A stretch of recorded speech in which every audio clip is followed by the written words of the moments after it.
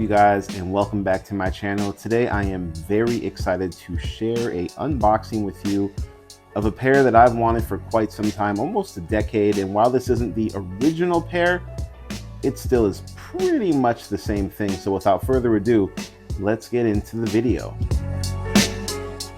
Let's start off with this box because I think you guys already know what this is, just based off of what usually Off-White, or in this case, Virgil Abloh Archives, does with their packaging. And let me tell you guys, this box is very heavy. This is not a traditional sneaker box if you have not seen these in hand yet. This is an Air Jordan 1 Retro High OG Special in white/white. This is a US 12.5, and I went up a half size because Jordan 1 highs don't really fit me that great. So let's open up this box because it is nuts. That's fire.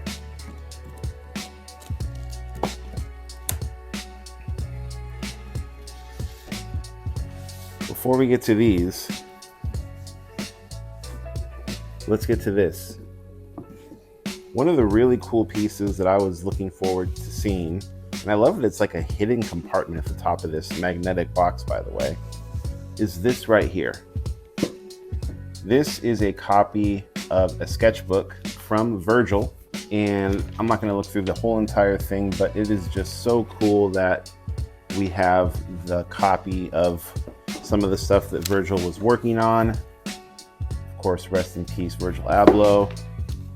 Just a really cool piece, a really cool touch, something that I just think makes this a very unique sneaker, even better than the original. I know, sue me. But again, just really cool piece from a really cool box. And now we can get to what everyone wants to see, the sneakers. So as you guys saw, when I took out the shoes, it comes in this little plastic container that actually makes me think of a lot of Travis Scott releases, only this plastic is on the outside of the box. So this is a little bit of a switch here. We've got some Virgil Abloh. Ooh, this is almost like a plastic shopping bag. This is actually really cool. We've got the Jumpman right there. And then we get to the shoes. And as you guys can see from right here, I had to get this pair on eBay because I did not hit on any of the raffles like a lot of you. However, let's talk about something really quick before we actually talk about the sneakers.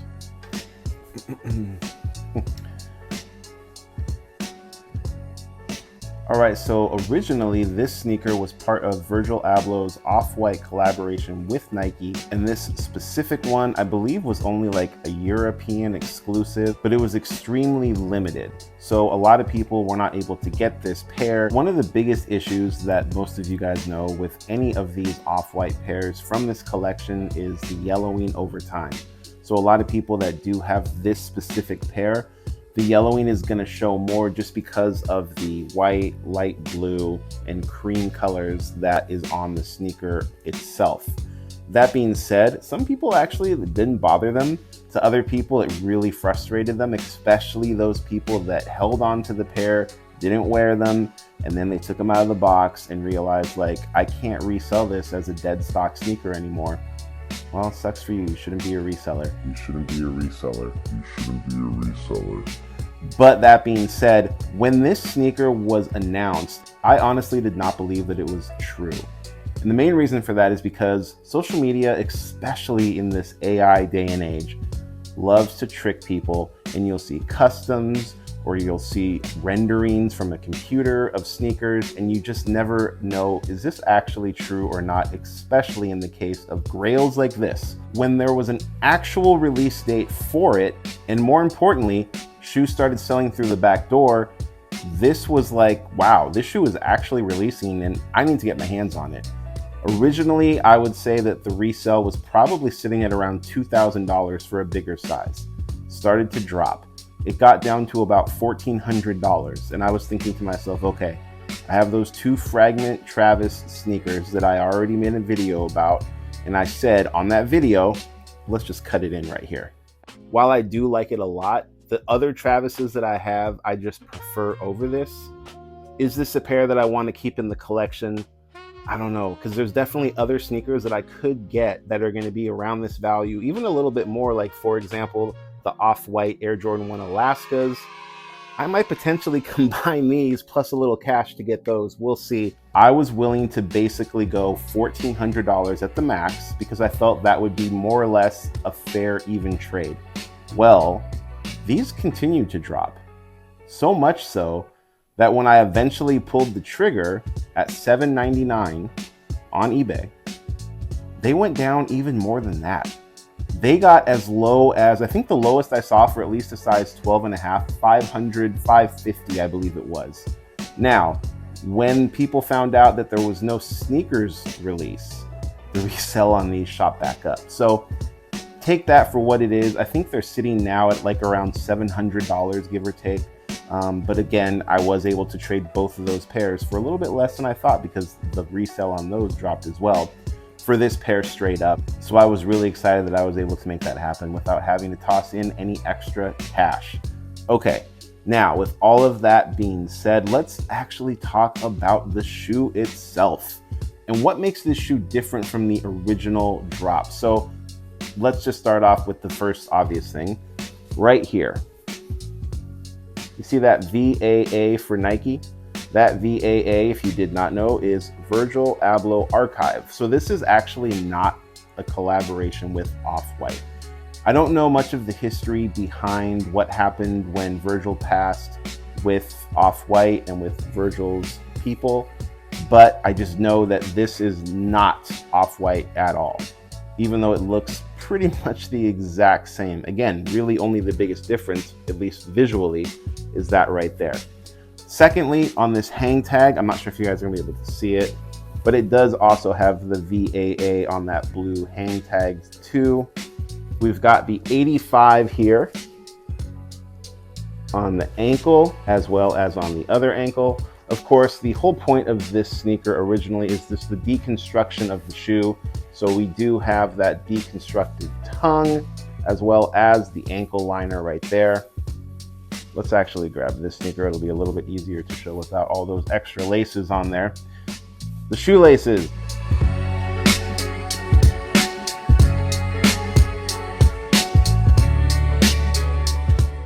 It does come with, I should have just showed you guys this, 3 additional pairs. We've got a black, a purple, and a baby blue.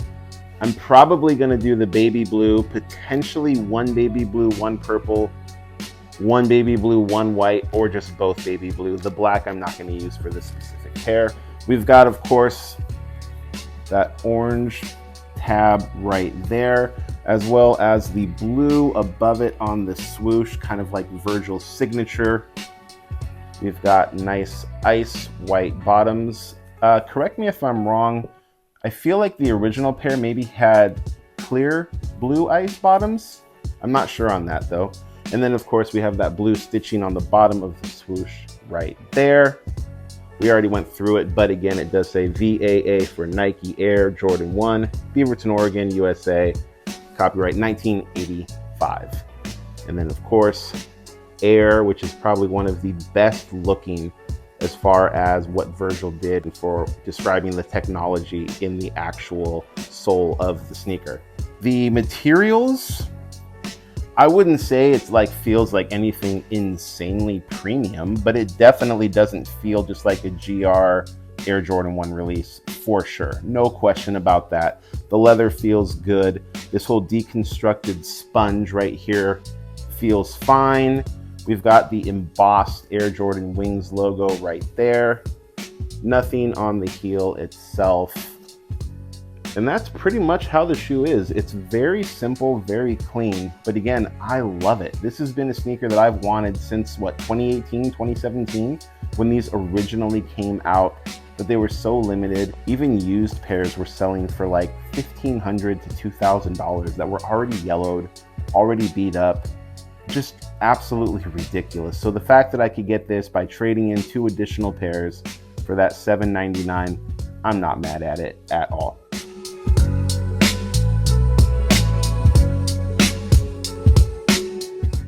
So what's your guys' thoughts on this sneaker? Is this a cop? Is this a drop?